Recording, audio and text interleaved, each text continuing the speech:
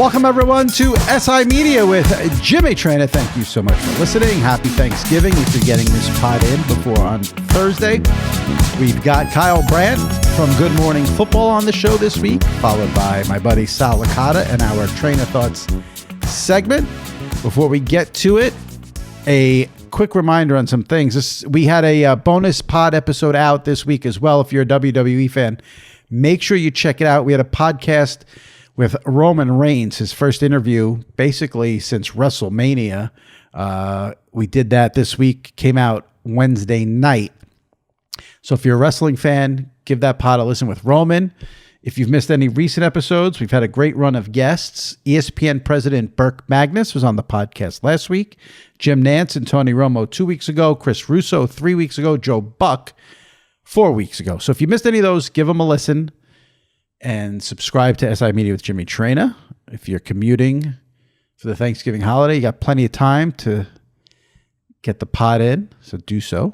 And we have a great episode this week. Kyle Brandt talks about Good Morning Football, moving from New York to LA, although Kyle's still in New York. Get into some NFL topics with Kyle and some Thanksgiving talk as well. Same thing with Sal Licata.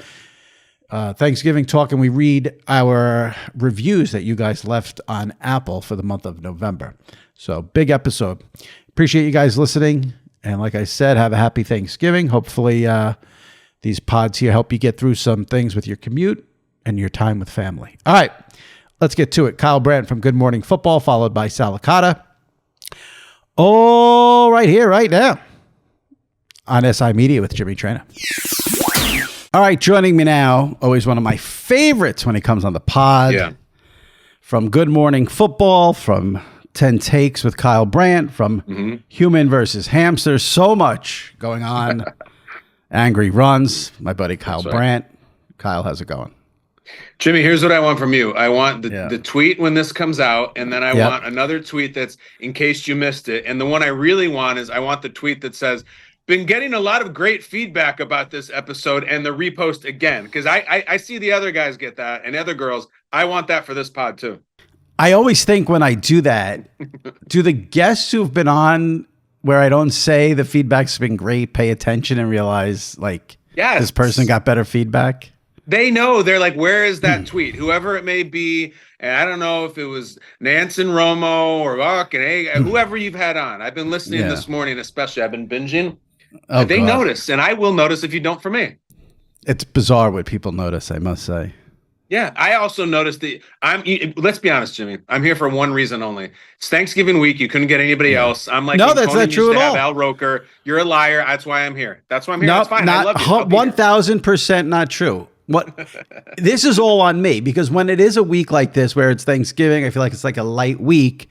I like to have people on that I can just bullshit with and not have to like get into the depths of the sports media, landscape. So I usually rely on the people I like the best for this kind of week. You don't have to prep that hard. The stakes aren't that high. We can just chat, and we definitely can. And I mean, and don't think I didn't have a stroke last week when, like, right after you agreed to do this, I watched Good Morning Football, and you said the thing you're out on is podcasts, and you hate being asked to come on podcasts. And if I wasn't technologically not great, I would have I wanted to pull the audio to play that as the intro, but I didn't make it work. Well, I've done that rant a couple times now, and it really pisses people off. And there's some people who I like and respect and like who have weighed in and either told me in person or have said something publicly that like that's not cool. And my bottom line is, first of all, when I do the thing where I say, oh my God, there's so many podcasts, I don't want to go on podcasts, I don't want to. It's just like, it's the good old all-American tradition. I'm just bitching about work. Like we all do it, all right? But I've also come to a point where I got two pretty young kids, right? And like my time is valuable to me. I'm not some huge celebrity. I'm not in massive demand, but it is valuable to me. And I've come up with this system, Jimmy. It's like there are really like 5 reasons that someone would do a podcast. All right. Number 1 is you're being paid, which is obvious, but that's very rare. Number 2 is you're going on something with a massive platform that could help you build your platform, et cetera. 3 is you're just doing it because you're helping someone, maybe like a younger person or someone who's building a podcast, which is great. And I've done that many times. And then really the only one is just like, you just like doing pods. You just like banging them out. You like going on podcasts, and you like spending your time that way. And if none of those apply, I don't know why people are spending their time. It's more extra work that you're not compensated for, and it takes up time. And I know that's so mad and angry and unlikable, but I feel like a lot of people feel that way. I think most people do them just to promote their stuff. Yeah, but unless it's like a really, really big podcast, is that really working? Are you getting any promotion? Like, I should answer my own question.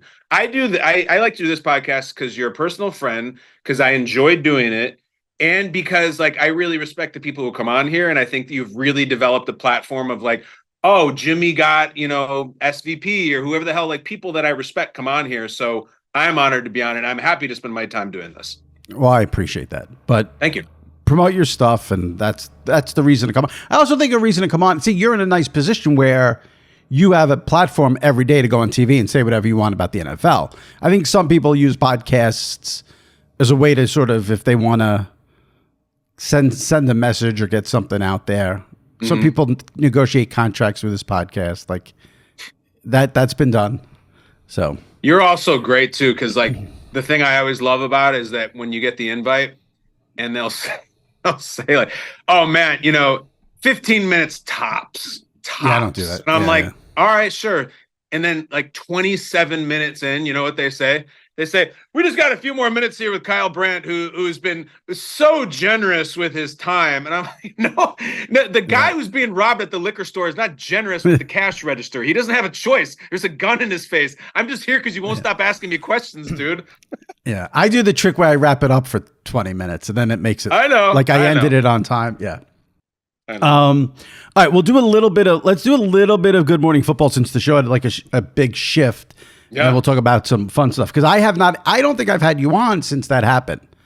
Nope. If I remember, I don't know if I should say this. We could edit this out if you want this in there. If I remember correctly, the news broke that Good Morning Football was going to move to LA.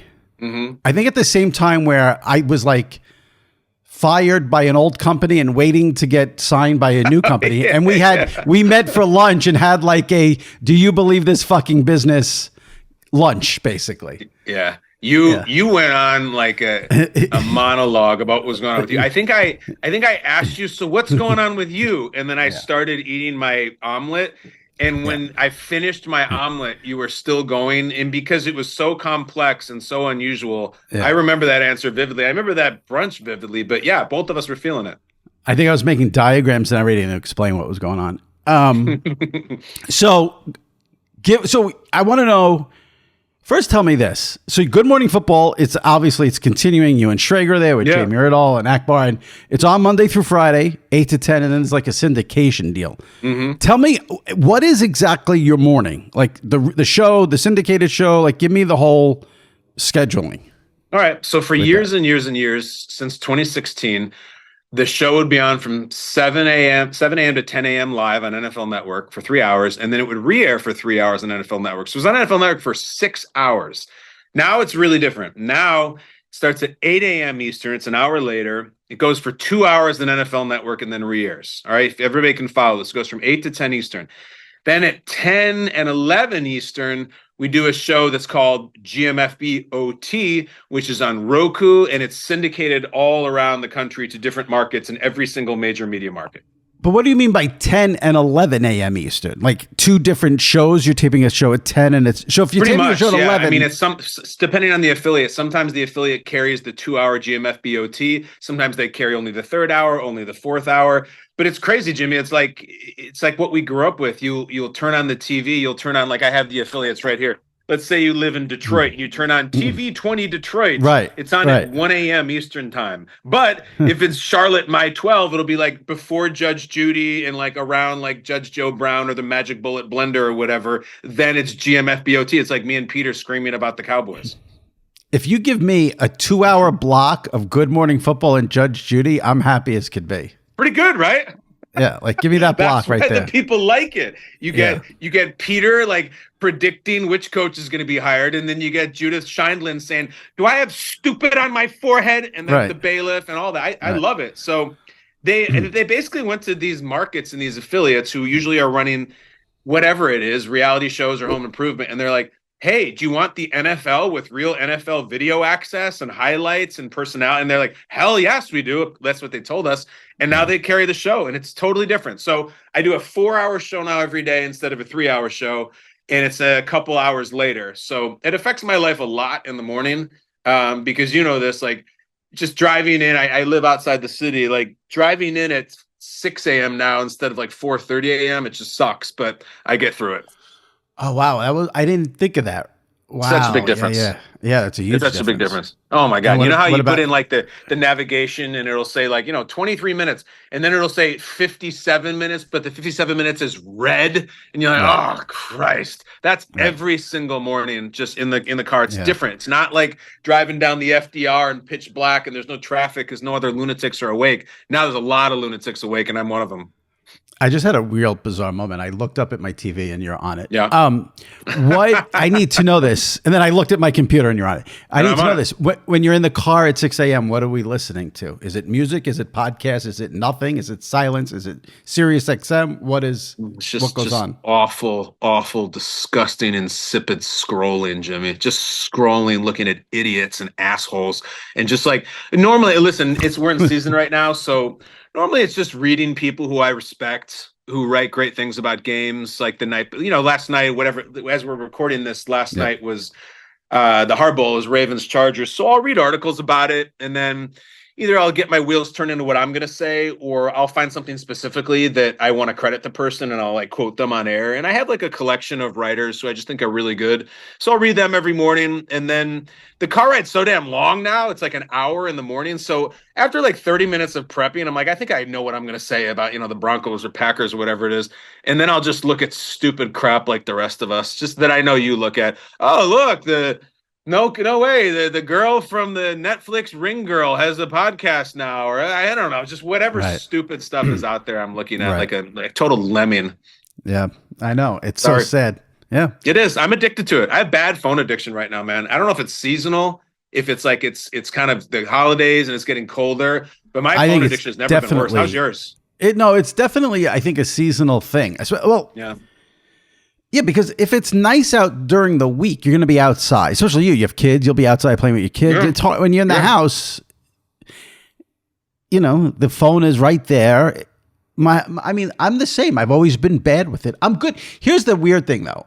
I'm barely on it on the weekends because I'm watching football. Yeah, and I don't like to look at this stuff while I'm watching. Especially like Sunday at 1, I can't look at Twitter because I'm watching 8 games at once. But don't you want to see what people are saying, or don't you want to see the dumb memes and all that? You don't? Zero. I'll see it eventually. I have a new ritual that I've started, like to help myself with this. Friday after work, I delete Instagram from my phone. I actually physically click on it, hold it down, make it shake, press the little X, and delete it. And then Sunday, as I'm watching the games, I reinstall it because I can't stop scrolling at those things. They got us by the balls, Jimmy. They know all the stuff that we like. I scroll Instagram and it's like, oh my God, 90s movies and pro wrestling and Pearl Jam. Like, how am I supposed to look away from that? That's the things that I like, and they know it, and so I have to delete it. But I'm surprised you check Instagram during an NFL Sunday. What's on Instagram? Not that it's not that. It's a good question. It's the scrolling. It's just like I am on Instagram a little bit during the Sunday, but also now you can scroll on Twitter if you go to the For You tab and just scroll. Then they know what you like. You have to be a psychopath to do that. I know, but I do it, and it's just really bad right now. And I know this, like I know that you're an uncle, and so you relate to this in some ways, like.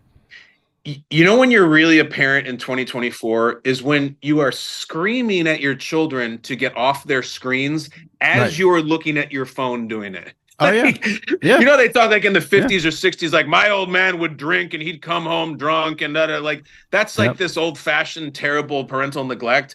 And it goes on now too, I'm sure. But me looking at my phone, screaming at my kids to get off their screens. Yeah. But you know what? I feel like you can't defeat that. And the only way you can defeat that, I think, as a parent is it's got to be like nothing. Like these parents who are able to like, oh, my kid does 30 minutes a day That's tough. How do you do that without killing the kid? I don't understand. It's all bullshit. The time limits are very difficult, and you say, set an alarm, Alexa, set an alarm for 30 minutes, and then you forget or you get distracted, and then they have a friend over, and you're like, well, it's a play date. You can play for as long as you want. Like, the time limit stuff is tough. We have some rules in our house, but it's very difficult to enforce. Right. That's and then you're enforcing it. You make it more stress for yourself. Yeah. Yes. I mean, it's like, because you know what I want to do? I want to be on my screens. I want to sit down next to my wife on the couch and have both of us look at our phones simultaneously while the TV show is playing. So there's some major do as I say, not as I do parenting going on right now. It's tough. If your kids could see you in that car ride just scrolling, they'd be like, see, Dad? If they would be in that car, you know what they would say? Can I have your phone? Can I have your phone? And you know what I would say? No, look out the window. Like, that's going to work. Yeah, exactly. That won't work. That'll make your ride even worse. I know. All right. Back to Good Morning Football. Go on. All right. What so now you're in a hybrid situation, but from what I can see, because I check it out every day, you're in New York, it seems like 90% of the time. That's about right. 90% of the time we're in Lower Manhattan, down like in Soho, and it's actually where I'm recording this right now. If anybody's watching this clip, Peter and I are here in our little Lower Manhattan condo where he and I sit next to each other, and then our friends in LA, who Jamie Erdahl among them, Jamie Erdahl made the move from New Jersey to LA, and she's all day in the NFL Media Broadcast Center, which is this amazing edifice and this crazy, beautiful set. And she's there. And then also Akbar's there, who lived there at LA originally. And then we have different friends who contribute. But Peter and I are here 90% of the time. And then we make little strategic trips to LA to check in and hang out. I don't want you to speak for Peter, but the Peter situation is fascinating because he was already going to LA for the Fox pregame. So even you guys have unique situations from each other. Are you happy with the way it's turned out for you so far, being in New York 90% of the time? Were you nervous you might have to be out there a little more? Very happy. Very happy. Good. We was out there a lot at the beginning, like launching the show. And I go out there and I do every once in a while, and I'll stay through Tuesday so I can do angry runs there and run around the studio and like pretend to break things. But it's kind of, Jimmy, nobody knows this better than you because you're like a day one guy, but it's still me sitting at a table with Peter, messing around and like slipping in references that we shouldn't be slipping in and things like that. And then we have this great set of people in Los Angeles that we talk to remotely. And the remote thing is like, if you would have dropped me in 2016 or 2017 or 2018 remotely, I'd be like, what the hell is this? But we're now 4 years into remote life in 2024. You turn on any ESPN show, I defy you to find one where someone isn't remote. I watched Kornheiser and Wilbon do remote for years and years and years. So it wouldn't have made sense back then. Now it's how we are. I actually have the luxury that I'm in the same room as Peter because it could be 4 different rooms. I still get to sit next to Peter and we get to still mess around. That's all I show up to work to do. Yeah.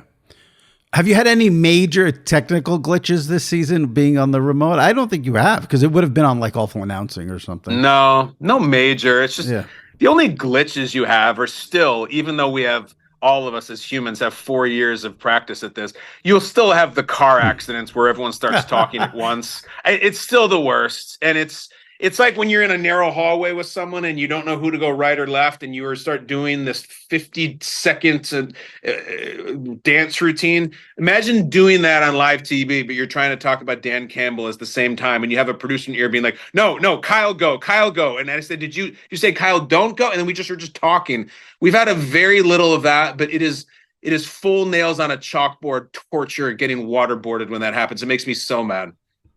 This is the reason I had you on, because I'm going to steal that expression. I love that you called it a car crash. It's the worst. You know where there's a car crash every week is on the Manningcast.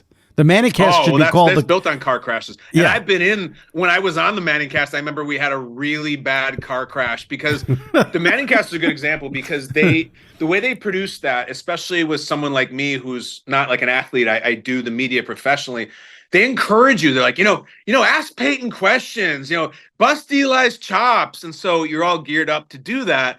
And so there was one time where like I was trying to ask Peyton a question, but he was trying to ask me a question. And then we both at the same time said, no, you go. and then we both went because the other person said you go, and now I'm having this head-on collision with Peyton on his own show on live TV. It's rough. It's if I could just make one thing in my career go away that I have to deal with every day, it's the live car crashes, and I just can't. Yeah. Well, we love those. All right. Last thing on Good Morning Football, and then we'll talk about the NFL. When you got the news the show was moving, were you shocked? What was like the reaction, the emotion? Because you're a New Yorker now. I mean, even though you were from LA, you've become entrenched in New York City. Yeah, I came from LA when my wife was born and raised in LA. We had both of our kids down there, but we've been here for 9 years. And so I don't know, you can never really be shocked. I had a Zoom meeting and they told me the news, and I knew there was some writing on the wall for that, because the fact is I don't know if you've ever been there, Jimmy. This facility in LA that's next to SoFi Stadium in Inglewood is so unbelievably brilliant. It is the hugest, most colorful, most vibrant acid trip of a TV set you've ever seen. And everybody who walks in there, they say the same thing. They're like, how much did this place cost? Wow. It just looks and feels expensive because of how colorful it is and how large it is. So when you know that exists, you know that there's people who are very successful in managing money who are like, well, maybe we should have a little more production out of here. And this little charming, damned if they do, damned if they don't, Emmy-winning morning show, maybe we should put this here in LA. And so that was the idea, and that's what they saw it through. But, I remember on the same day we got the news, my son had a baseball game. My daughter was going to a birthday party, and they're just completely entrenched in this life we live in suburban New York, and so am I. So I said, I got it. I love the show. I've been with the show from the beginning. I always want to be with the show, but we're going to have to find a way to make this work because the Brandts are really, really thriving in New York, and we don't have any desire to leave. All right, let me tell you guys about Underdog. Underdog is the place to play if you're a sports fan looking to win money while watching sports. With over 5 million happy players and $2 billion won, Underdog makes it fun and easy to cash in on all your favorite athletes' performances. Just call your shot by picking higher or lower on 2 or more player stats. Underdog is for everyone, so you can make a play with only $1 or go big and win up to 1,000 times your money. So turn every touchdown into a win with Underdog. Do you think Patrick Mahomes will rack up higher than 300 yards next week? That Mahomes will get lower than 300 yards next week? Cook up some entries for shot to win, real cash prizes, all NFL season long. Underdog also offers you vulture protection. Yes, that's right. If you select a designated running back to score a touchdown in your pick'em entry and that running back gets vultured, Underdog will rescue your entry. Also, there's tons of promos Underdog is offering. Underdog is the best place to play pick'em, so sign up and deposit now using the code Sports Illustrated to get up to $1,000 in bonus cash instantly. Underdog's offering profit boost, discounts, and free picks as well. What I love about Underdog is 2 things. Well, plenty of things, but the 2 best, easy to use, great interface, simple, and then I just love the action, higher or lower. You don't have to worry about digging deep into doing research for this, that. It's higher or lower on stats. Patrick Mahomes passing yards, Christian McCaffrey rushing yards, Justin Jefferson receiving yards, higher or lower. That's it. Fun and simple. And then, of course, great bonuses from Underdog. Download the app today and use the code Sports Illustrated to get up to $1,000 in bonus cash instantly. Again, download the app today. Use the code Sports Illustrated to get up to $1,000 in bonus cash instantly. Must be 18 or older, 19 or older in Alabama, Nebraska, and Colorado for some games, 21 and older in Massachusetts and Arizona, and present in a state where Underdog Fantasy operates. Terms apply. Void in Colorado. Concerned with your play? Call 1-800-GAMBLER or visit www.ncpgambling.org. In Arizona, you can call 1-800-NEXT-STEP or text NEXT STEP to 53342. In New York, call the 24/7 Hope line at 1-877-8-HOPE-NY or text HOPE-NY 467-369. I want to talk about your other job, which is the NFL Today. Oh, yeah.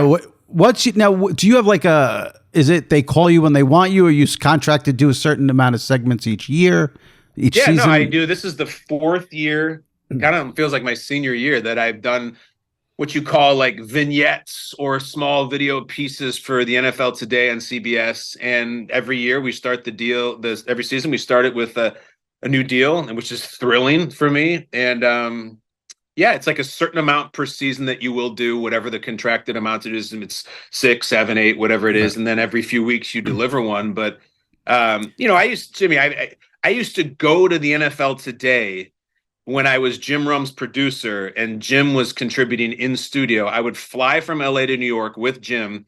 I would stand behind the cameras and literally hold Jim's briefcase on the same set with James Brown and the cast who was doing it at the time. And I would stand there as this like traveling road producer who had helped contribute to Jim's contributions that day. And so now, like, the idea that years later that I'm standing on the other side of the camera and doing the things we've done I'm very proud of it, and it's very exciting. And they listen, it's CBS. They have this reputation for being, I don't know, old fashioned or something. The stuff that they let me do and get away with is so radical and so cool. Like, I do crazy stuff in those pieces, and they encourage it and they like it. Well, they're definitely trying to change that image, I think, because we saw all the guys jumping through the tables in Buffalo a couple weeks ago. The reason I brought it up and what I want to let the listeners know is you don't toot your own horn and you won't brag about this, but I will. What I want people to know is when they see the vignettes on CBS, Kyle writes those himself. Like, that's what blows me away about it. Like, I get this great camera work and you do maybe like a one-shot thing, but you write those yourself, and that you should get that message out there to people. As your friend, I'm telling you that. Well, thank you. Thank you. I do write them myself. I mentioned my time with Jim Rome for 7 or 8 years. I was there just as a producer, not on air, not on camera until the very end of it. So yeah, I write them every week. They're usually 2.5 minutes of like straight script I write, and then we do them without cutting, like the Copacabana scene and then Goodfellas, or it's scenes in like Boogie Nights. And sometimes you do, if it's 2.5 minutes, sometimes you get to the 2:20 mark and you mess up and you have to start all the way over. Or sometimes you do it perfectly and they're like, yeah, the lighting wasn't right, you have to do it over. And I'm like, did you see what we just did for 2.5 minutes? That was really hard. But do you have one? It's the best. Do you have one that you had to do? Which one did you think you had to do like the most times over? Is it just usually you do it once or twice, or did you ever have one where you couldn't get it or something? The hardest ones physically we've done is the one we did with Chris Weidman, the MMA one where he was really throwing me around. And then 2 weeks ago with Kurt Angle, we did the wrestling one, dude. We were doing like real moves and real Kurt Angle, obviously like legitimate legend. So when you do those, like, you don't have a choice. You got to get it in the first couple of takes or you're going to go to the hospital. We can't do 8 takes of that. And he was so cool, Jimmy. Like, so as a wrestling enthusiast, you should know this. Yeah. So the idea is he's going to represent the Steelers. I'm going to represent the Ravens because they're playing that weekend, and we're going to battle. And we show up and they tell me Kurt Angle is going to be there. I'm like, are you serious? Like, Kurt Angle is going to be in this piece. Wait, you didn't know you were doing that with him beforehand? I knew that was the script that I wrote, but until he actually showed up, I always figured they'd be like, nah, he couldn't make it. But he loves the Steelers, and the fact that they went to him like, you want to do a Steelers thing, and we'll give you a singlet with a Steelers logo, he's in. But we had until I showed up to this crazy wrestling ring outside of JFK in New York, we had no choreography, no agreement what the moves would be. We just had a script.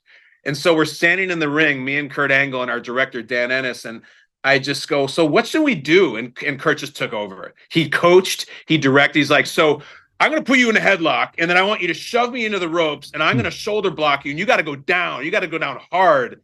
And I'd never even been in a ring before, Jimmy, and I always heard like varying descriptions about how much does it give? Is it like a trampoline? Yeah. Like, does it really hurt if you fall down? Does it give? It really hurts. I mean, it hurts bad. It feels terrible. So he teaches me, he's like, don't launch yourself and then fall. Just eat the mat. Go down as fast as you can with as little gravity as you can. And then I'm like, do you think we could end this thing, Kurt Angle, with a double clothesline? Because I'm a WrestleMania 6 guy, and the Warrior and Hulk Hogan double clotheslined each other when I was like 10 years old, and it blew my mind. He's like, of course we can do that. And then, dude, like, in the meantime, I'm asking him questions, like all these wrestling nerd questions. I'm like, so did you have to do a lot of blading in your career? Did you have to blade? He's like, oh yeah. He's like, I bladed. And he's like, and you know what? You know who taught me how to blade? And if you don't know what blading is, when they have a little razor blade and they make themselves bleed, and when they get hit by a chair, he goes, you know who taught me how to blade? Stone Cold taught me. And the trick, he says, is don't drag the razor. You want to stick it in and twist it. And that's the way to do it. He's like, there's maniacs who drag it, but Stone Cold taught me how to blade. And I was like, God, this is so cool. I love this. And then we did the piece and it worked. And Stone Cold had one of the most famous bleeding scenes in WWE history with Bret Hart when they did. He's a great blader. Yeah, that's a great story. That is a great story. The one you did for CBS where you were like the social media influencer and you got your workout in and all that. Yeah. How long does it take you to write that script? Like approximately. So I was basically satirizing influencers and people who post things on Instagram when they always end with like, big things coming, you know, my new sock company's coming out. It's like Uber, but for socks, like whatever the hell they say. And so for that one is like, I do a lot of farming. Like I'll start Googling who are the biggest fitness influencers. And I'll go to all their Instagram accounts and I'll just like listen to what they say. And the things that they say, like one of them said something like, I don't believe in weight training. Like I don't wait for anything. I do resistance. And I was like, wow, that guy really owned that. So you take that, you kind of repurpose it. And so that one took a long time just because then I found myself in these terrible, terrible wormholes of like Instagram influencers for fitness and influencing. And then the worst part is, the residual damage of that. Then Instagram thinks that's what I'm into. And now for weeks later, they're sending me this guy who planked for 3 hours while he, just spouted the virtues of avocado oil. And I'm like, I don't need that stuff. Take me back to my old Metallica clips. And eventually they did. That's great. I think that's been my favorite one this season is the Thank you. I'm doing one. I'm shooting one today about like, it's a Thanksgiving Day piece. So I'm doing like a backyard football game that gets a little out of hand and the people get too emotional. So I'm doing that like in a couple hours. And actually, I wrote the script last night. So we're doing today. That'll be on Thanksgiving. Awesome. And the best thing you've done this season on Good Morning Football was the intervention, the Christopher intervention spoof. When I saw that, I was like, this freaking guy, look at him. It's so good. So good. All right. So when I did that, Jimmy, and I know you and what you're about at this point so well that basically when I did it live, I was like, I could set a timer to when Jimmy is either going to text me or tweet me about it or both.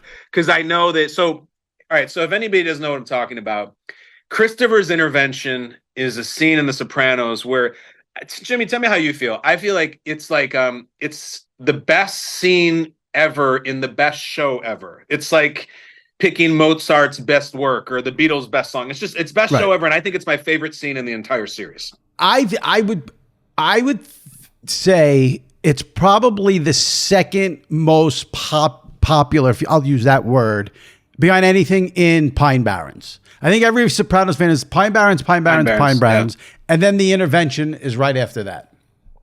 So we're at this point where it was a few weeks into the season and everything was going really badly for the Jets. Shocking. And that morning on the drive into work, when I'm scrolling and stuff, this is the burden. And this is the burden of being on a daily NFL show, especially one that is long like ours.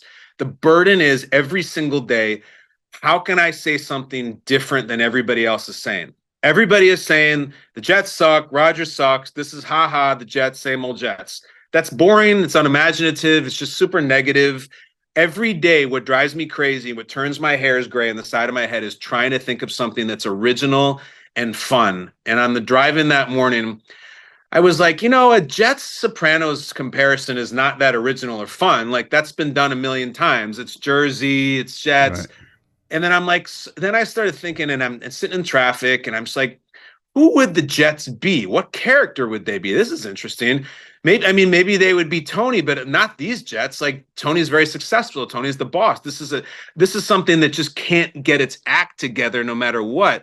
So I said, you know what I'll do? I'll just say that the Jets are like Christopher, and that'll be my piece. And then I'm like, hold on a second. What if I branched the whole thing out and said that right now the Jets need an intervention like Christopher's intervention, and Paulie and Silvio and Carmela could all speak to the Jets and say Jets things. And I texted the producers. I'm like, can you find some still pictures of Sopranos characters? Here's loosely who I want. Give me Sil, give me Paulie, give me this order. And they're like, we got him. And that was like that was maybe like 15 minutes before the show. And then I did it, and it just, Peter bought in, and he's in studio, and it just kind of worked. That is tremendous. If anyone hasn't seen it, go find it. It was really fun. It was so good. Plus, I just get to watch the scene over and over. Oh, and it's so good. And I think Carmela's great in that scene where she's I happen to know that you were high and you were talking nothing but gibberish. It's just, she's so good. They're all so good. It was fun. That is a scene where if someone said like pick out your favorite line or the best line, it'd be impossible for me to do that because Silvio and Paulie really obviously steal the show. Yeah. But Tony's dismay at Christopher killing the dog. Yes. And Paulie's, what was it, barking? I mean, it's just like you can't, but then like when Silvio comes in and goes, I said my piece, Chrissy. Like it's just, you can't pick a best moment of that. Like honestly, one of my favorite moments is not even a line. It's when Adriana says you couldn't perform your duties as a man, and they cut to Paulie, and he's like completely like insulted by that. Yeah. It's amazing. Yeah. It's start to finish amazing. It was so good. All right, let's talk about some NFL things. I know you're a Bears fan, but obviously the Bears are not going to win the Super Bowl. If you could pick who wins the Super Bowl, who would you like to see win it this year? I would love, even before who wins it, I would love a certainty of novelty and history, meaning I would love a Bills-Lions Super Bowl, because then you're just set. Either the goddamn Buffalo Bills won the Super Bowl or the Lions. And then either way, holy shit, this team finally won the Super Bowl. So, we were talking this morning about, like, to answer your question, it would be Buffalo or Detroit, but that was my Super Bowl pick.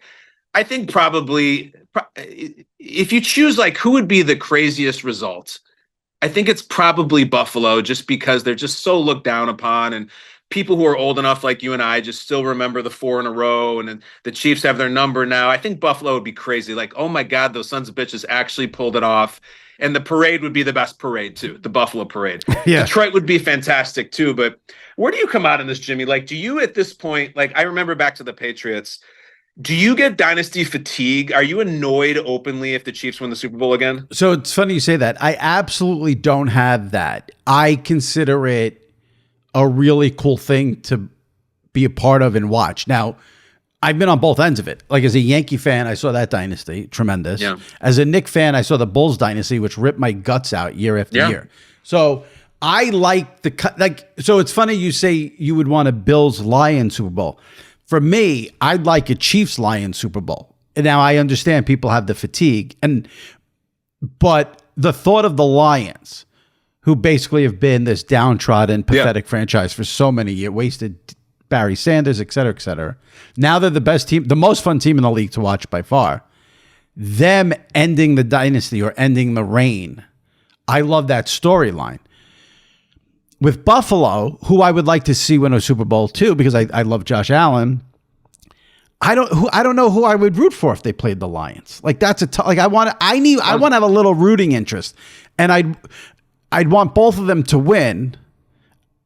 I guess I would want the Lions. The Bills make me nervous because McDermott is so bad coaching the games, but I think Chiefs Lions is like the ultimate David and Goliath. I mean, listen, if you look at it realistically, the Lions are a million times better right now than the Chiefs, but everyone would still be scared shitless of the guy under center on the other side. Here's what I remember I wanted to talk to you about. This is a football and media thing. I was talking about you the other day about this. In fact, it's part of the Lions piece that I'm doing for CBS today. I remember as you beating the drum hard no more Lions on Thanksgiving. We're done. Yeah. And the tradition. Yep. And I just like, now it's like, holy shit, we get to watch the Lions on Thanksgiving. We don't have to. We get to. How do you feel about it now? Because it's come around. Well, I was wrong. I'm glad I was wrong because that got Nance to mention my name during the Thanksgiving game on that. Because I was with Nance where I said enough with the Lions. And he's like, I think they're going to play Buffalo tough. He goes, I'll mention your name if it's a 1-score game in the fourth quarter. And then he did. It's pinned on my Instagram page if you want to see it. I will. But listen, I was 100% wrong. Now it's the Cowboys we got to get rid of on Thanksgiving. Can you imagine? Can we ever get them both good at the same time? Like we can't get them. Somebody, and I'll tell you, I'll say this about things. Mention who this is. Somebody who is of large stature in sports media told me this last week, and I don't want to say their name. That there's a conspiracy theory that the reason that there is a third NFL game on Thanksgiving now is exclusively because of the Lions and how bad they were.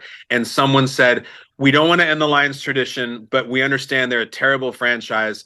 I think we should entertain a third game that we can tease through the Lions game so everyone will keep them watching. Yeah. And if the Lions had not been so bad for so long and not started people like David Blau or Mike McMahon, then the third Thanksgiving game would not exist. That's the theory.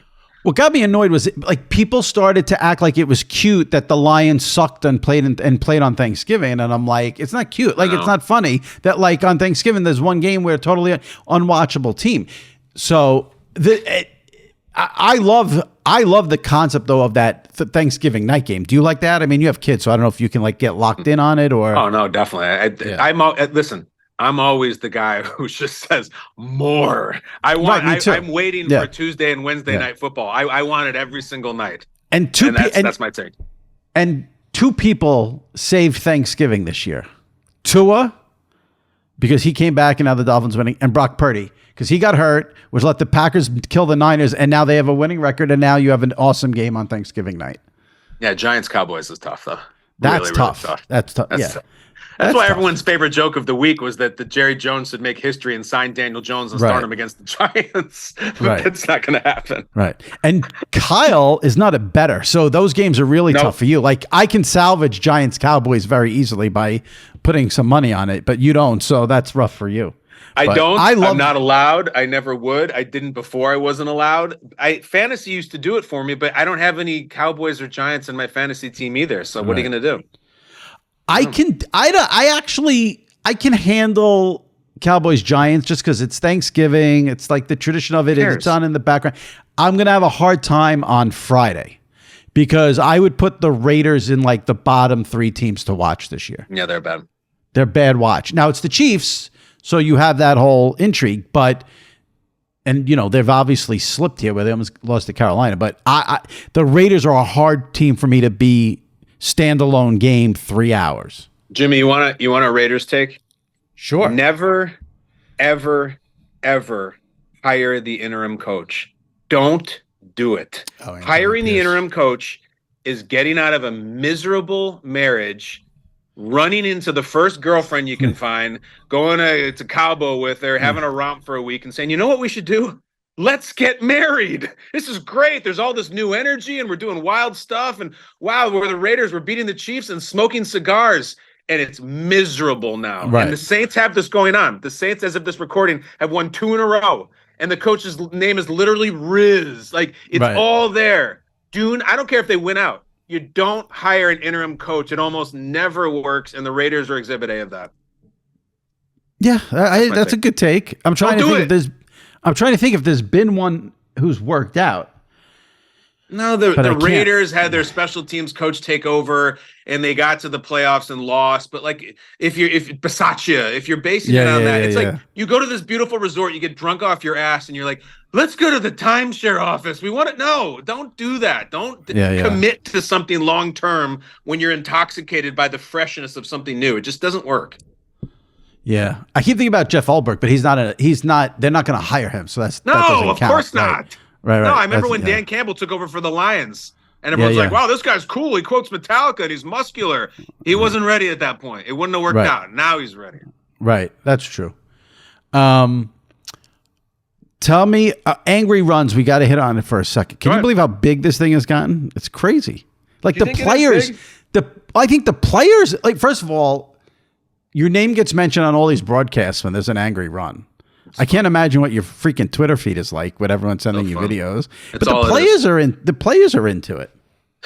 That's what I like about it is it's the player buy-in. Every single week we send to the team facility a T-shirt and a goddamn fake dragon scepter. And these social media engineers, they're so excited about it. They take it right to the player. And often, honestly, like the star quarterback or the franchise player, the players not only like take a picture holding it, they they make angry faces and they get theatrical. And I mean, I've been doing this long enough. We've been doing Angry Runs over 7 years now. I remember we used to send them like a letter, and like the idea that he wouldn't get. One time years ago, we sent something to Gronk, and the Patriots took a picture of him holding it, and we could not believe that it actually reached Rob Gronkowski and that he knew. And now it's like, if they don't send back like a Hollywood quality reaction video of them getting the scepter, we're like, come on, what are you doing? Give us a little more. It's come a long way, and the player buy-in is so special to me. It's awesome. I remember how I told you this. I got so excited. Like, it was like a month or two. It was like 2 months ago. I'm in my local supermarket, and the guy behind me on the bread line is wearing an Angry Runs t-shirt. I'm like, I know him. I'm friends with him. Like, I was like, I geeked out. I was flattered you sent me that. My last February, my wife and my kids and I were at Disney World in Orlando, and we're walking around the Toy Story lands. And my wife goes, oh my God, look. And I'm like, what are the kids doing now? And it was this kid wearing a Najee Harris Angry Runs t-shirt. And I ran over to him and I was like, dude, I love the shirt. And he was like all caught off guard. He was like, thanks. And then he looked at me and he goes, whoa. And then his mom came over, and his mom was like crying, and she was very emotional. And then we took pictures together. I asked them for the picture. I just thought it was so cool that awesome. It's become just like, that kid went to Disney World, Jimmy. He's like, what am I going to pack for the trip? All right, well, I better bring my Angry Runs t-shirt to wear around all the different parks, and I'll get it to Epcot. It's so awesome to me. It's like, that's like the closest thing I'll ever have to like an NFL jersey. Like I feel like he picked my jersey to wear, and it's so special. Yeah, that's very cool. Thanks, very man. Cool. Thank you. Should I mention that Daniel Jones won it like 3 weeks ago, and now he's out of the league? And that's like a collector's edition now. I love the Daniel Jones t-shirt. I love the scepter. There's only one media member, Jimmy, as far as I know, to ever get a scepter. And it's Scott Van Pelt, who has been a massive supporter of the segment, who shouts it out all the time on ESPN for a different network. And then he and I did the segment together in Orlando. We did an Angry Run segment at the Pro Bowl, and I presented him on live TV with the scepter. And Scott's got it on his mantle, which is also very flattering to me. So maybe someday, Jimmy, I'll give you a scepter, but I don't think you're looking for one. Van Pelt, I think, really wanted one, and I was happy to give it to him. Yeah, I could see that. I could see Scott being into the scepter. Yes. Oh my God, I had a question and it just ran right out of my head. Daniel Jones. Yeah. I know everyone is saying this now, but I had this thought. I think I tweeted it like a week, but the off-season Hard Knocks, like, that has to be dead now, right?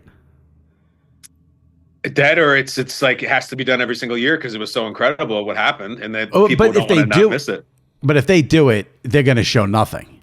Like, you're not getting in it. I'll put it this way. They're not going to get in a GM's office ever again. Because the GM won't let them? After this year, when they, like, you literally watched the demise of the New York Giants. The owner doesn't want Barkley gone. The GM doesn't know what he's doing. There's weird people in the meetings. Like, it was not good. It was not a good. But it happened. People thought it wasn't good. And then everything that you thought could go wrong went wrong. I know a fair amount about how Hard Knocks is made, and I still don't know the nitty-gritty of, you go to the GM and say, we would like a camera in your room, and the GM says, well, no, I'm not comfortable with that. Can they say, well, per the agreement we signed, we are putting a camera in here? Like, I feel like they must, because otherwise why would a GM ever say yes? Meaning, next year I think we may be doing it all over again. But the Giants had final edit, if I'm not mistaken. Then why would they ever have left that in? That's why I think those guys are done. Those guys are done. The shot of the owner being like, "Oh, I'd be really uncomfortable if Saquon was ever with Philadelphia." Saquon's running all over the place. Good. I know. The kid says draft Jaden Daniels, like the GM's son on camera. Why would they want to have that in? There's no. I think there's different layers of final approval, because why would you ever say, "Yeah, it looks good to me"? I don't know. New York football, baby. New York football. Jesus Christ, it's the worst. Let me end with this in terms of NFL, and then I'll ask you about Thanksgiving. You sort of touched on this a little bit, I think, earlier, in talking about like things you write or your process. There are just certain NFL tropes and narratives out there that, like, I can't stand. Like, it just makes my skin crawl, and people do them nonstop. I mean, I could give you a long list. Do you have any like that? Like, what are you sick of hearing? Like, either the joke or the meme or the storyline in the like NFL wise that irritates you to no end? Or am I just the only person who gets irritated at stupid stuff? Oh, believe me, no. That's step into my office. I really drives me crazy when people say I didn't have that on my bingo card. I hate that so much. I hate it so much. It's just one of these phrases that for about a few minutes was innovative and new and a fresh way to describe something unusual. And then it just ran rampant and it's just everywhere and everyone says it. And I've heard it a few times from people that I really admire. And I was like, oh, why did you say that? So the I didn't have that on my bingo card thing drives me nuts. That's one of the ones recently. That's like a couple of years ago, no one could take a breath without saying that someone has that dog in them. Yeah. And that went away a little bit. Yeah. The bingo card kills me. But Jimmy, you don't ask that question unless you're not ready with more things that you want to bring up to drive you crazy. What's at the top of your list? Oh, I could give you at the top. What's at the top? What's the worst thing right now? If I had to give you the top at this very second, because it's where we are, it's just like Tommy DeVito with the cutlets, and he's Italian. The guy's terrible. He's an awful quarterback. He has no business starting in the NFL. He probably shouldn't even be in the NFL. And people are like, he's cutlets. He's cutlets. What the fuck? Really? Wasn't that the shittiest sequel we've ever seen? That was this last week. But he bad in Syracuse. I don't know how he even got to the Giants. I don't know. He made some magic. He's colored. His family in the crowd. Yeah. Sorry. I have a family member.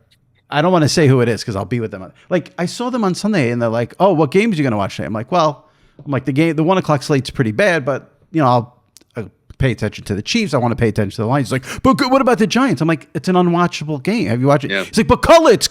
I'm like, what? Peter didn't like this take that I had the other day when it was announced that DeVito was starting controversially over Drew Lock. I'm just asking here. If his name is Tom Smith instead of Tommy DeVito, and we don't know anything about his mother's chicken, and he didn't have the same name as a Goodfellas character, and he's not doing comedy sketches with Keegan-Michael Key, is he starting? Is it possible that the Giants, who are not only terrible, they put an awful product for the home fans every time, and who have some bunch of home games coming up, is it possible that they said, we don't really think either one of them is good. The season's a disaster.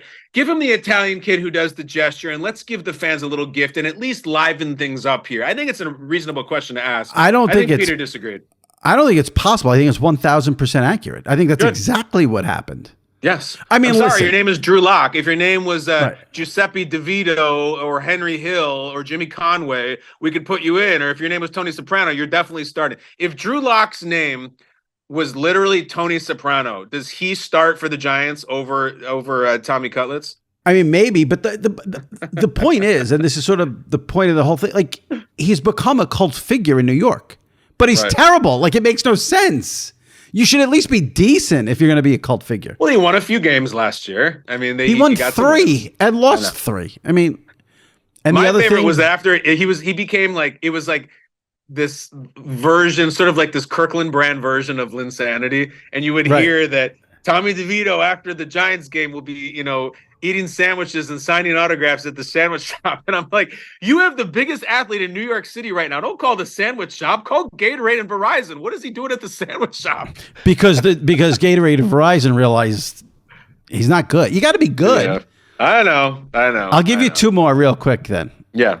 Since I said this a few minutes ago about New York football. If someone says like the Giants and the Jets stink and they're like, oh, New York football's a disaster, and you chime in with the Bills are great, you're an asshole. So yeah, I can't. Okay. How about the person who says, well, actually, it's technically New Jersey football? That's annoying too. Right. And the person who says, did you know the Bills are in New York? Just shut up. You are an asshole. You know what we're talking about. Right. And the last one. Yes. It's really not funny or amusing anymore that the Mannings wear quarter zips. We got it. That's their wardrobe. It's fine. We don't it's like the Omaha Twitter every week. They're tweeting out that they're wearing quarter zips. Yeah, well, they do it every week. We got it. All right, that's all I had to say. They got those boys sitting in front of the camera now. What are we in year 4 or 3? And it's like we've done a lot of jokes about Peyton's head and the quarter zip, and they throw. Here's a video of them running slowly and throwing interceptions. They got to do what they can. They still got to put that thing on several times a year. The quarter zip thing, I see what you can go though. They're great at what they do. We don't need to hear about the quarter zip every week. All right, guys who run that show, Jimmy Traina is sick of hearing about the quarter zip. New material. It's been like 20 years of Peyton wears a quarter zip. We got. All right. Give me your day Thursday in terms of like, obviously you're working, but I want like your football viewing. Yeah. Is it difficult, not difficult, mixing in the food? Give me like the full. Oh, it's great. I'll get up in the Thursday. morning. I get to do the show from the basement. Like we'll do it remotely on Thursday. So I'll run down in the basement, run up and down during commercial breaks. And when it gets a little later in the day, I'll run up and like, we do like all this finger food throughout the day. So I'll like grab some cocktail weenies or some whatever the hell we're putting out, go back and do the show. I make a buffalo chicken dip that's just awesome that I have to put in the oven and you scoop up with chips or bread or whatever.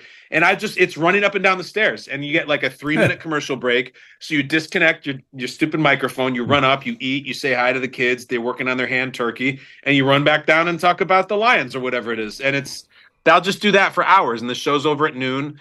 Then we'll watch Planes, Trains, and Automobiles. We'll eat. I'll drink a lot. Can I give you a take that's going to be, I think, very unpopular? An unpopular take? I like Planes, Trains, and Automobiles a lot. Yeah. A lot. Am I crazy because I like the movie? It's just I'm just comparing John Candy movies. Uncle Buck is the superior movie. No, not at all. Uncle Buck's great. Okay. Uncle Buck is fantastic. You're not getting the reason I don't think it's superior is because you're not getting a Steve Martin. It's a true John Candy lead role. Right. And in Planes, Trains, you got both of them like throwing 100 miles an hour in their prime. But The Great Outdoors is very underrated.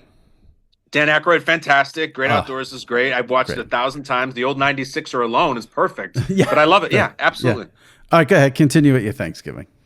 That's basically it, man. And I tend to do a lot of day drinking on Thanksgiving. So the only time in 9 years I've done a hungover Good Morning Football, I think, was the first Thanksgiving show on Friday after Thanksgiving.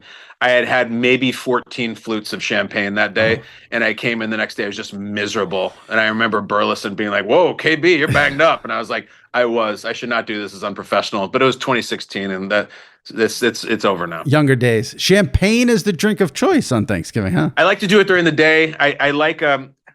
I think one of the best sounds in the entire world is the popping of a cork. I love the ball going in the cup in golf, the little rattle it does. I love the swish of a basketball net.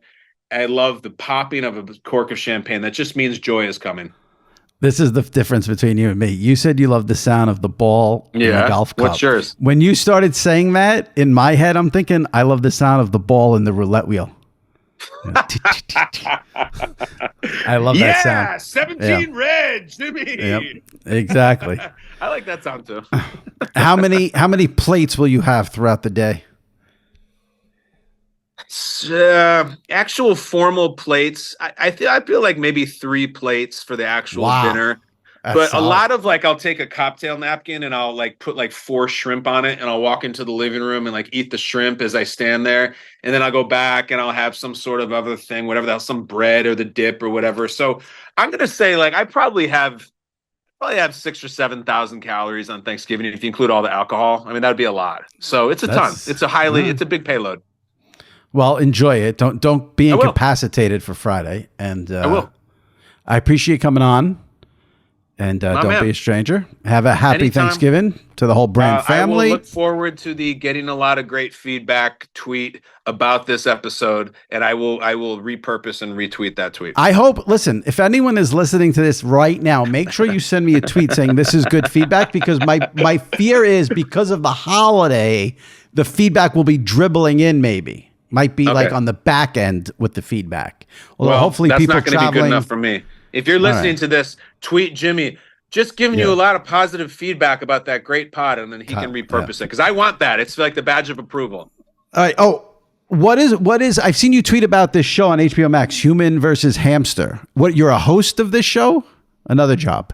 Just as silly and fun as it sounds. 6 months ago, they came to me and said, "Do you want to be part of this show called Human versus Hamster?" I go, "What the bleep is that?" And it's a children's show, family show. The people who do Ninja Warrior do it. It's me and Sarah Sherman, who's blown up on Saturday Night Live, who is incredible, and my guy Brian Balthazar. And it's basically it's just a kids show that you can put your kids in front of. G-rated, Jimmy. Chip and Joanna Gaines, they are the executive producers for Magnolia. So very wholesome, not like your and I usual stuff. So much so that like you got every reference has to be clean. I had to go back and redub a lot of my commentary because it wasn't clean. But it's just humans race against hamsters, and the kids get to watch something innocent, and it's really fun. My kids are addicted to it already. And that's on Max.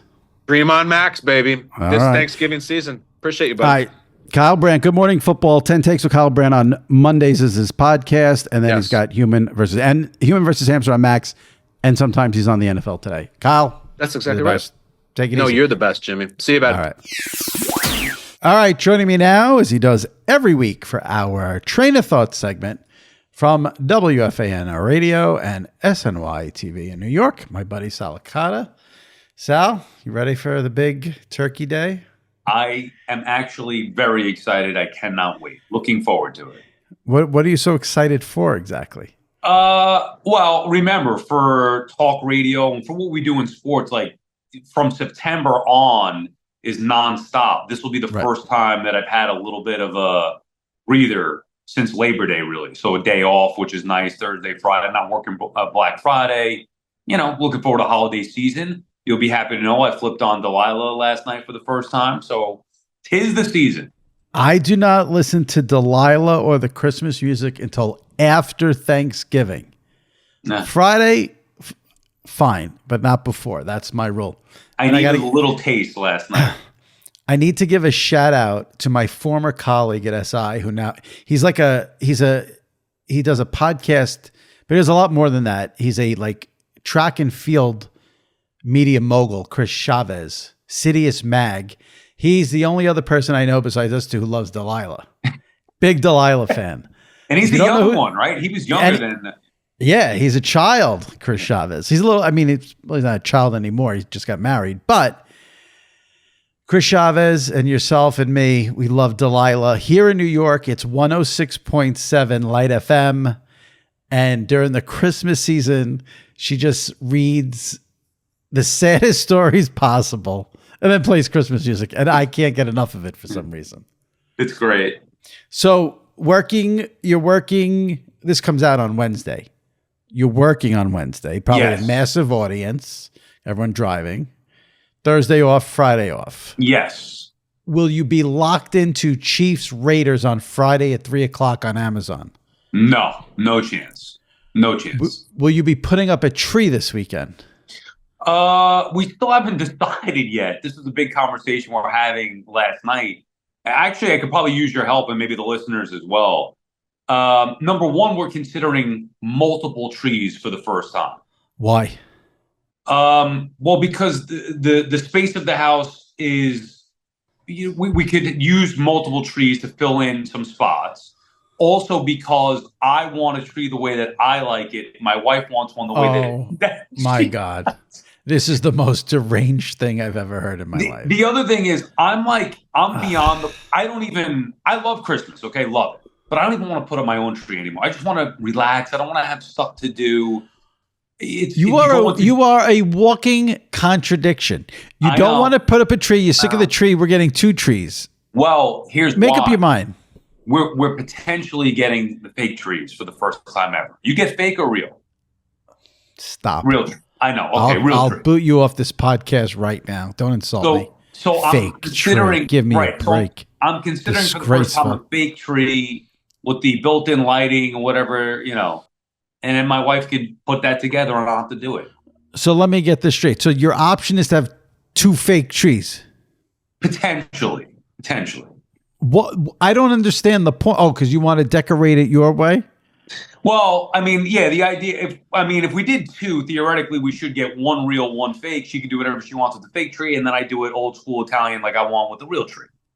What are the Christmas tree decorating issues between the two of you? She doesn't like the tinsel, hates the tinsel, and is not a fan of the old school bulbs that I like.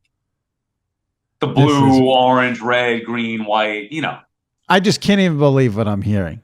I'm actually on your wife's side on everything. I don't like tinsel, and I like white lights. Well, do you not like tradition? Not really. No, well, I mean that's your law. That's why I still don't understand why they play the national anthem before every game. Yeah, I'm a traditionalist. My father did it one way. His father did it that way. So you go colored lights, not white lights. Oh, my God. Yeah, old school, ugly-ass Italian old school tree. Blinking or not blinking? Yes, blinking, but yes, not... Actually, we used to have a blinker. I don't even know if they make them with that anymore, but ideally it should be... Blinking colored lights. Slow flash, yeah. So you want blinking colored lights. Your wife wants white lights. You want tinsel. She wants no tinsel. Correct. Yeah. She's 2 for 2. You're 0 for 2 in my book. And I'm almost at the point where, you know what, Dad? I appreciate the tradition of what you did. I don't care. Get a fake tree. Honey, you put it up any which way you want. Just leave me out of it. The fake tree is what's breaking the tradition. The real tree's such a pain in the ass. Oh, my God. You got to go get it, throw it on the car, bring it in the house, the needles everywhere, put it up, clean it up, cut it, trim it, feed it, all these different things. Like, it's ridiculous. See, here's how I judge these things. If I don't think it's that big of a pain in the ass, then it's not. Because I'm the laziest person ever who doesn't want to do anything really. I was walking through my backyard last week. I was just walking through the backyard, and I said to myself, I don't understand why I don't have turf. Like, I don't want to do any upkeep. Like, there should be no, I don't want to do any, I saw trees. I'm like, why don't we just rip out these trees? I don't want any upkeep for nonsense. Right. I don't find first of all, you said you got to put the tree in the car. I don't do that. They do that when you get the tree. Yeah, but it dirties up the car. And you don't put it on top of your car? They're tight. So there's no dirty. You're making stuff up. That's no, real. It does. It gets on the roof of the car and gets. Who cares about the roof of the car? The needles everywhere. It's just messy, and those damn needles in the house. Yeah, you get out the vacuum. Boom, boom, dust buster. Boom, boom, boom. Takes 1 second. The smell is what you need. I know. I get it. You know, also not to mention that they're probably a couple $100 nowadays. I mean, for a fake tree? No, real tree. They're not a couple of $100. Yeah, depending on what size. I mean, I usually see $60, $70, $80. Yeah, I think it's going to be higher than that. So anyway, when are you going to put up these fake trees? Well, if it's a real tree, so when do you put your real tree up? I think what my plan is, I'm going to get the tree. My plan, I think, is to get it Wednesday night. I'll put it in the stand. I'll water it. I think I'm going to decorate it Thursday morning before I leave to go to my aunt's house. Because when I get home from my aunt's house on Thanksgiving and I put my fat ass in the chair and I bet the Dolphins, I want the tree up and the lights up. That's my plan. Okay. I mean, that sounds great. Now, that tree is going to last through the end of the month? Well, see, I don't know what that means. What do you mean by last? Like, it's not going to, like, fall down. Like, what last? Die. You don't want the tree to die before Christmas. No, I don't care. It could die before Christmas because I'll get rid of it on the 26th. I mean, I don't care. Wow. So we used to, growing up, we'd get it like say December 14th, have it fresh, looking good for Christmas, and then get rid of it after New Year's. Too late. Yeah, well. No, I'll definitely get rid of it before New Year's. Once the 26th comes, we're done with Christmas. It's over. Yeah. No, we would keep it up through the end of the year and then move on. Yeah.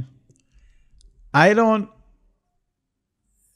just can't fathom getting a fake tree. Just can't. It's easy maintenance. You go downstairs, you open the box, you don't have to go anywhere, deal with any people. Where's the fun in that? Where's the fun in anything? We have established we don't like fun. When are you putting? Oh, so you're not putting these trees up this weekend then?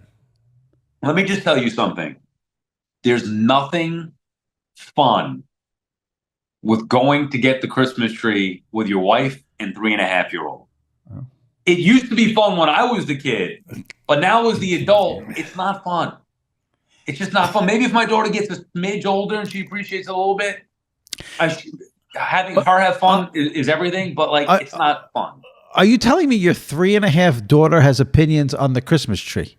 No, I'm saying right now it's not really about her. She'll go and she'll be into Christmas, but it's more about my wife and I. And that's what I'm saying. You're in your last remaining years where you can get a tree you want before your daughter decides the tree you're going to get. Yeah. Right, this is the formative year here, so I maybe should set the tone with the tree that I want. Yeah, like once she's 8, she's going to say, that's the tree I want, not that one. And then but you're going to get it fake, so it doesn't matter. Yeah, I just don't, I don't look forward to, I don't know why. It's like another thing to do. The month goes so fast. I already got stuff to do on the 7th and 14th. It's like, well, when are we going to get the tree? When are we it takes the joy out of it. All the stress of the season of getting stuff done. And decorate. Right. Oh, you got to decorate. You got to decorate. Yeah. So there's joy in going to what? Target or Walmart to buy a fake tree? That sounds really joyful. No, it's just that it's just, you order it from Amazon. You don't even have to go out. I wish Fred Norris worked on this podcast, because right now he'd be playing the Elaine Bennis fake. Yeah. All right. I had topics, but like, I don't know. I don't even want to get into, I was trying not to get into anything negative. It's Thanksgiving. Like, I was going to discuss this Elle Duncan thing with Daniel Jones, where she was totally out of line, then doubled down. She was totally out of line. It's Thanksgiving. I don't want, I was going to be like, oh, who are you going to be locked into the Jason Kelsey Friday night, late night ESPN show? Like, I don't want to be negative. I'm Jason Kelsey'd out, and I thought Elle Duncan was way out of line. Yeah, way out of line. And then you can rip Daniel Jones on the Giants. The guy was pouring his heart out. That's not the day to kick him while he's down and make fun of him. Well, that's funny. Well, it was painfully unfunny. But my thing is, rip him about him being a terrible quarterback, not his statement where he's like, "I take full responsibility." Hello. He faced the music. The guy didn't have to do that. He stood up and said goodbye after being embarrassed. Like, that was a low. I was surprised and disappointed. Will you now? I need to know. So forget that. We'll just talk about. We got to read reviews for November. We're going to read the reviews in a second. Thursday, you've established on this podcast for weeks that you have to watch the New York football teams because you're a New York host. So Giants, Cowboys, are you locked in Thursday? I will not be locked in. If DeVito starts, I'll be more interested, and I probably will bet the game. Why? In some way. Well, he's terrible. I want to see what he can do. He can't do anything. Do you not watch these games? He can't do anything. He's terrible. No, it's not his fault. The Giants stink. I've watched him. Yeah, the Giants stink, and so does he. He should be an NFL quarterback. Nah, that's not true. He won some games last year. He had good energy with him. I just want to see what he can do. Oh, my God. He can't do anything. You don't know that. You haven't seen him. I saw him play in college. He was bad in college. Well, that's different. I didn't watch him play in college. And then he played last year. He was terrible. Well, let me ask you, what are you more intrigued to watch, Drew Lock or Tommy DeVito? Like, I don't see any difference. Okay, so for me, I see a difference. Drew Lock sucks. I know what he is. He's a backup quarterback. I don't know what Tommy DeVito is, and there's an energy and unknown. It's exactly what Tommy DeVito is. What? There's no energy. This is energy. There's no energy. They scored 7 points last. They scored 7 points in garbage time. Did you watch the game? No. Okay, but it wasn't him. I'm not saying he's the answer. No. Right, it's not him, but he's the quarterback. They scored no points until garbage time. They got a touchdown. Right, but they didn't block for him at all. He barely had time to make. I'm not saying he's great. Look, you could choose to not think he's good or whatever. I want to watch him to see what he could do. If not for him, I wouldn't put the game on. So wait a second, I just realized something. We're taping this late Tuesday afternoon. They don't know who's starting? It's because DeVito hurt his forearm. Right, so what are they waiting for? Like, it could get better? I guess. He's not 100%. He's not 100% sure. If he doesn't start, I don't even want to watch the game. It'll be on background, but I don't even want to watch. I'll bet the under. Yeah, I mean, who knows? The Cowboys last week, what they did. These games to me stink. I mean, Thursday actually be fine. Thursday morning with the Lions. The Lions are good, but the Bears suck. I don't even want to watch them, so I don't know. I love watching the Lions, so I'm fine with that. And I think I said this to Kyle Brandt earlier. Tua basically saved that game because they've won now a few games here, and that game now is watchable, very watchable. It's actually an important game. If Miami wins, they can make the playoffs. Who knows? Everyone complaining about the Giants and Cowboys games and get 40 million people watching it. It's right, but I was thinking about this because we had this conversation last week. There's a difference of people that watch it like you and I normally watch it versus just people having it on. Like, that's why the Christmas Day games will do well, because people watch it because it's on, they're gathering, whatever, but they're not watching it the way that NFL fans watch those games. Well, it's not that. It's you getting the fringe fan involved. I mean, that's Correct. what it is. Yeah. Right, Yeah. okay. Right. Yeah. Right. I mean, 25 million people watched Packers Niners. The game was terrible. Yeah, I didn't watch a second of that one. You didn't watch 1 second of that game? No. That was a 4 o'clock slate last week? Yeah. I watched the 1 o'clock, not 4. I mean, it was a bad game to watch. I was more into the Seahawks and the Cardinals, but like, man, 25 million people for that. Well, I guess that factors in the Cardinals and the Seahawks because that was the other Fox game. But yeah, NFL keeps rolling. All right, let's read reviews here for November and then get everybody out of here for their turkey. All right, here we go. D. Thompson is taken. Love the show. You and Sal never disappoint. Great run of guests lately. Always liked James Brown.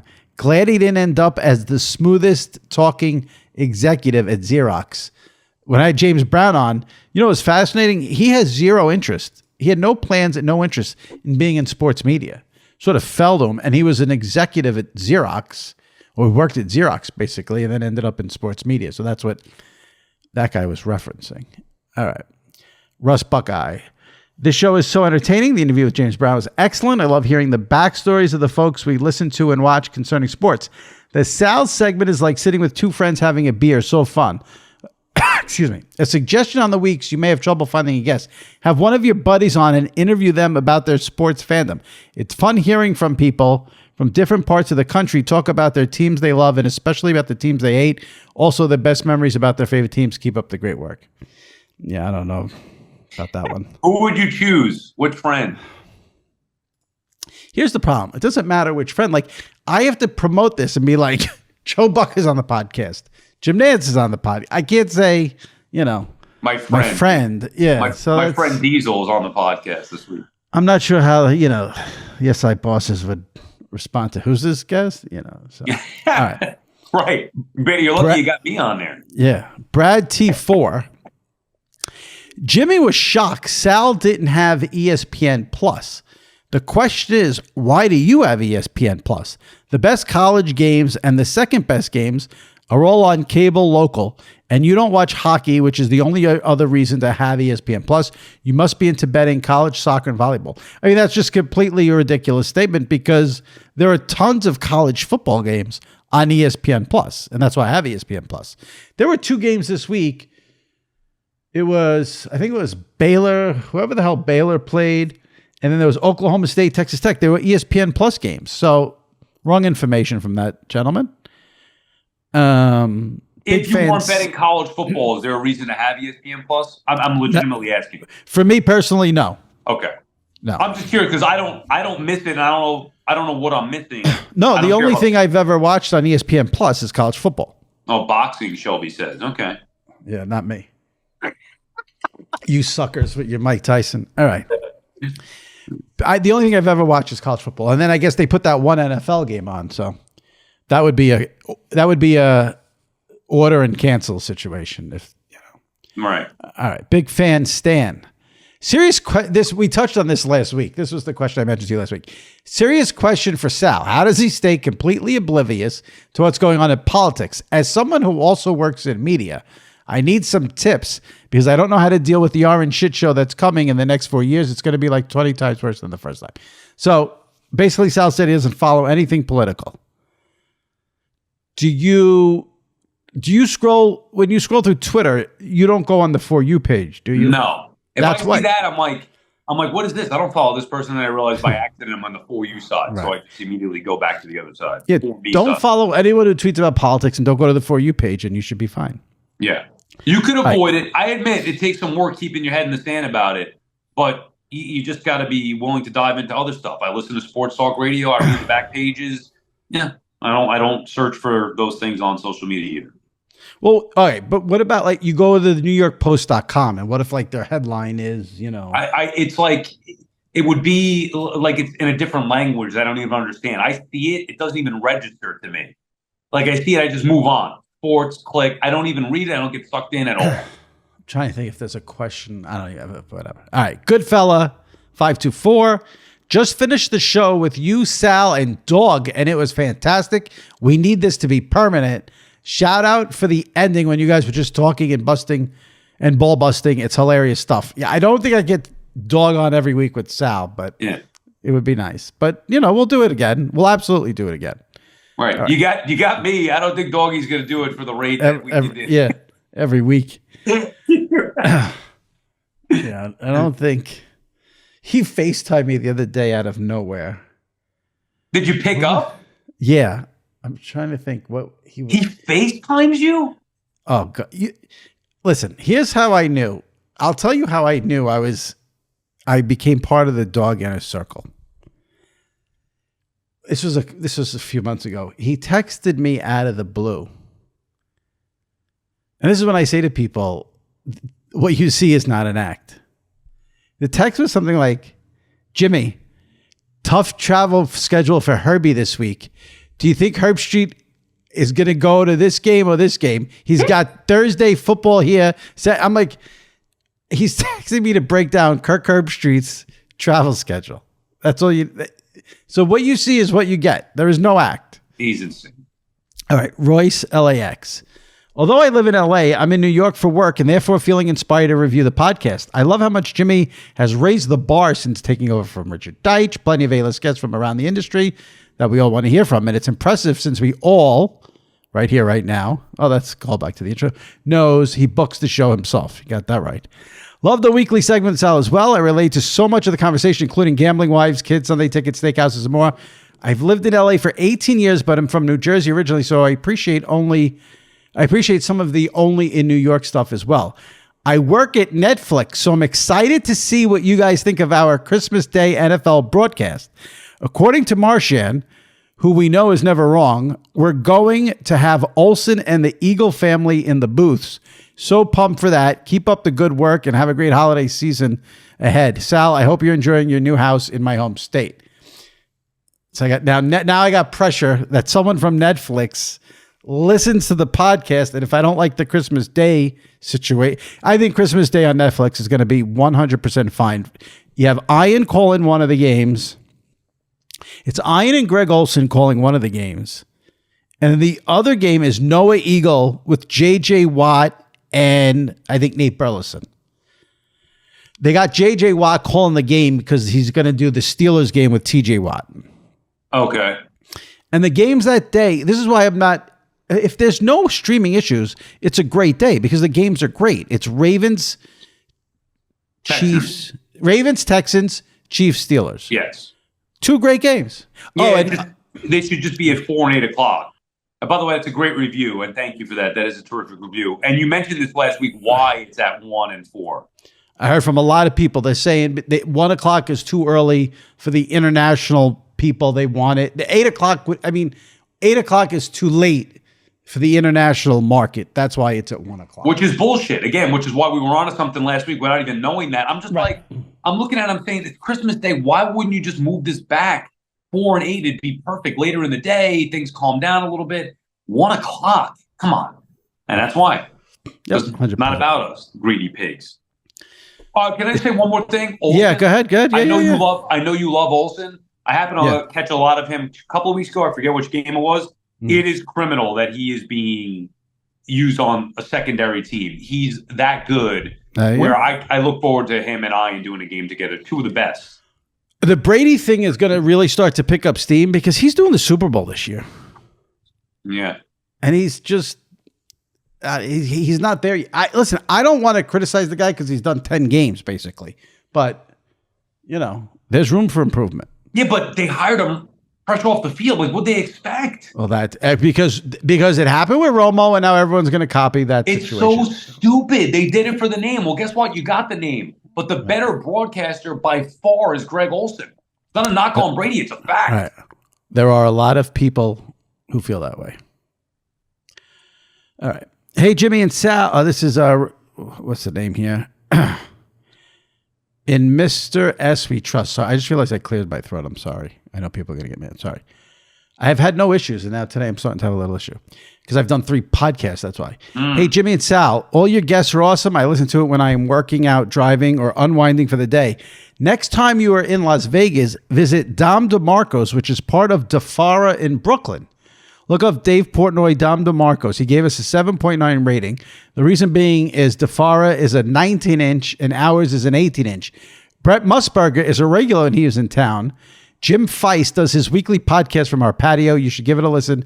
They record on Thursdays, noon Pacific. Also, if you watch VSiN on Friday nights with Matt Yeomans, he mentioned that our other New York style restaurant we have called Brooklyn's Best Pizza and Pasta. I look forward to your weekly podcast. Keep up the good work. So that's a plug for Dom DeMarco's in Vegas, which if it's like DeFara's, I would absolutely check it out. Yeah, 100%. I was just going to say, if we ever go to Vegas, 100% I'm in to try that place. Absolutely. DeFara's was great. All right, M. Berman 101. We should do a live version of this podcast in Vegas, maybe. Yeah, I don't know if SI can handle that, but yeah, I'm just gonna say that. I need the podcast to be tweeted. I got you. Yeah. M. Berman 101. Week after week, a solid podcast. Even when I'm not interested in the guests, very rare. The Sal segment makes up for it. I would listen to the Sal portion first, but I like to save the best for last. Good grief. What a Sal fan. That's what Andy Gray does. Great man right there. Every Thursday morning, I get texts from Andy Gray. I'm listening to the Sal segment first. I don't listen to the guests. I'm listening to Sal. Shut up, God. Andy. All right. Tim in a flyover state. I wake up Thursday mornings ready to listen to the pod. It has come out later in the time of day recently, which has thrown my listening schedule off some. A couple of things on that. One, it was posted later 1 week, technical glitch, accident. And then the other time it was posted late is because it was the week of Nance and Romo, and they couldn't tape until 10 a.m. on Thursday. So that was my decision to post it later.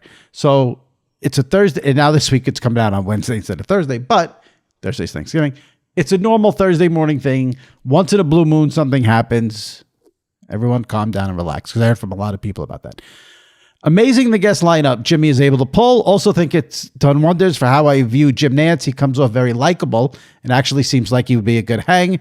Then the icing on the cake with Sal at the very end of the episode. Jimmy and Sal, what are your favorite Thanksgiving side dishes? Thanks up, and I'll hang up and listen.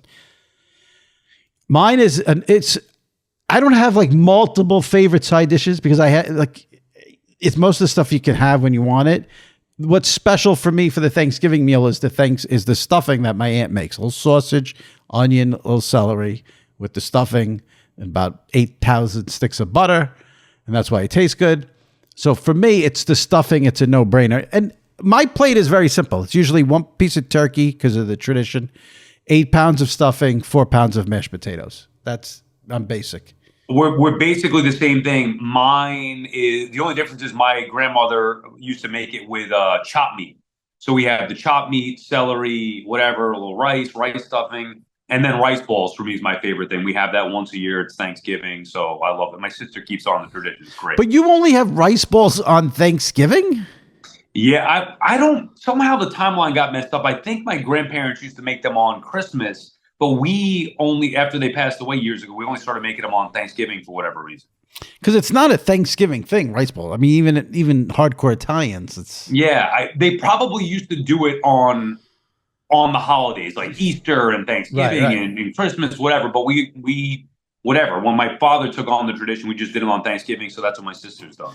Now, do you have that, is that on the table with the turkey and the sides, or is that pregame appetizer type of thing? It's every man for himself. Mostly, it'll be on there pregame.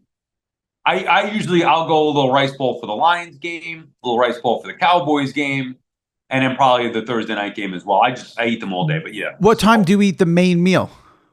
Probably early. I would say around 3-ish, maybe somewhere around there. Yeah. We're not a late It's just there's food on the table since we walk in. We're gonna be picking at the antipasto. It's all day.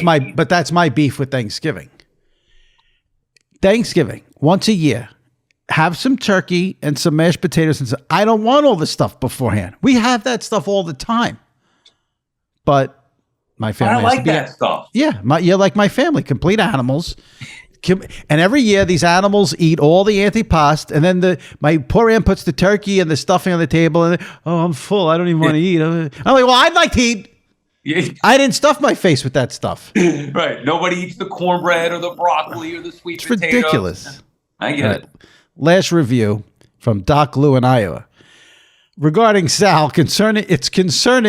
Let me start over. R.E. Sal.